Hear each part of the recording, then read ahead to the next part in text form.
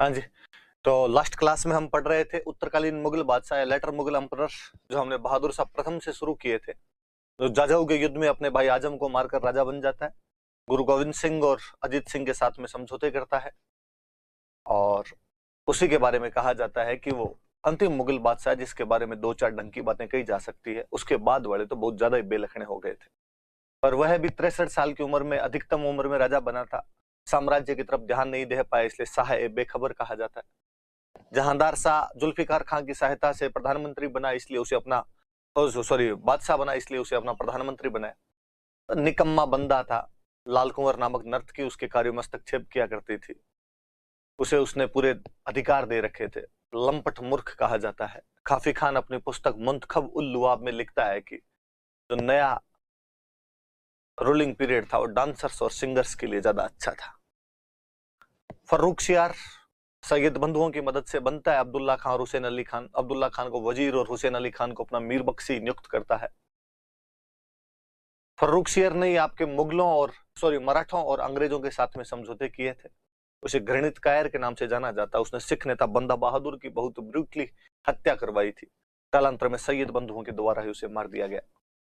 रफीउद्दर्जात नया मुगल बादशाह बना, जो सबसे कम शासनकाल का मुगल बादशाह है। फरवरी 1719 टू लेके जून 1719 तक टीबी की वजह से उसकी मृत्यु हो गई। तो उसके बड़े भाई रफीउद्दौला को सैयद बंधुओं द्वारा मुगल बादशाह बना दिया गया, जो शाहजहां द्वितीय की उपाधि के साथ सिंहासन पर बैठा, लेकिन 35 की वजह से 6 महीनों में उसकी मृत्यु हो गई। सैयद बंधुओं द्वारा एक बार फिर एक नए मुगल बादशाह बनाया गया, मोहम्मद शाह रंगीला। सैयद बंधु भारतीय इतिहास के किंग मेकर है, जिन्होंने 4 मुगल बादशाह बनाए थे, लेकिन अब मोहम्मद शाह रंगीला उनको तुर्रानी अमीरों की सहायता से मरवा देता है।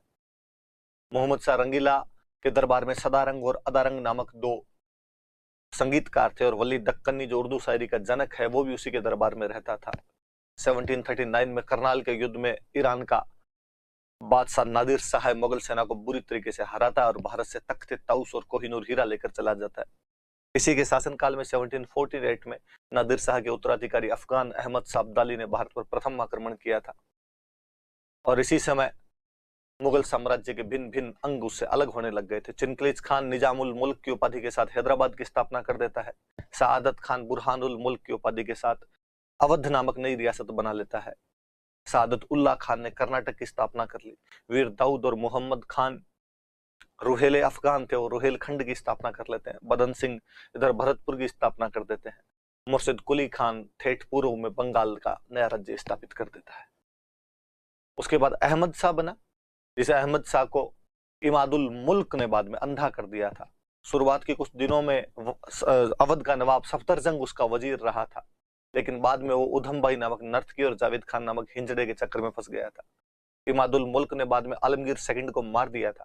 शाह आलम सेकंड 1764 में बक्सर के युद्ध में भाग लेता है, परंतु अंग्रेजों द्वारा हारने के बाद 65 से 72 तक इलाहाबाद में अंग्रेजों की पेंशन लेकर बैठा रहता है। इसे 72 में महादजी सिंधिया दिल्ली छोड़कर आते हैं। उसी के शासनकाल में 1803 में अंग्रेज दिल्ली पर अधिकार कर लेते हैं।